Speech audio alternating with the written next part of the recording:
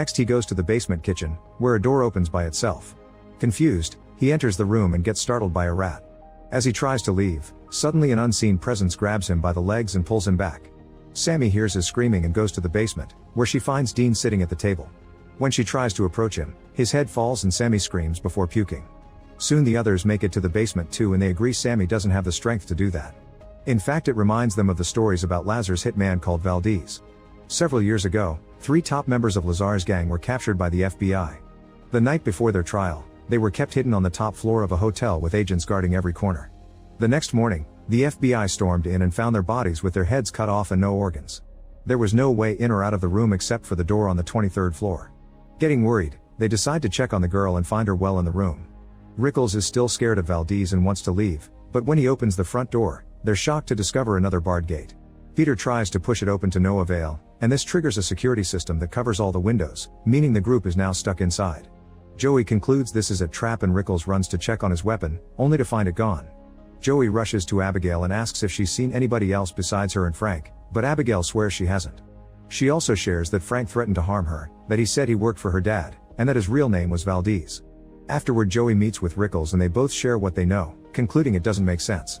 They agree to look for a way out, but as Joey tries to leave the room, she hears a noise. Rickles is standing rather awkwardly, so she goes to check on him and is horrified to discover that he's been severely injured. His dead body falls in her arms and she puts him down before rushing downstairs.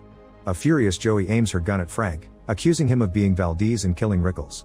Frank pulls out his gun too and says Joey's letting Abigail manipulate her. He asks Peter to do something about Abigail, so Peter goes to the room to kill her. Before he can shoot, Joey arrives and quickly disarms him. Sammy and Frank also come and an argument ensues.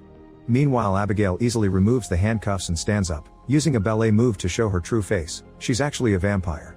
Abigail jumps on Peter and is about to bite him, but Frank shoots her down. To everyone's shock, Abigail just sits up as the wound heals itself. Joey shoots her too, but it's clear that bullets do nothing, so they run and lock the door. The group discusses what to do as they realize Abigail was Valdez all along. All the doors are equipped with magnetically sealed locks and shutters 2 inches thick, so they can't be broken, and Sammy doesn't have the equipment to hack them. Everyone's tense, and when Peter asks them to slow down, Frank grabs him by the neck, threatening into shutting up.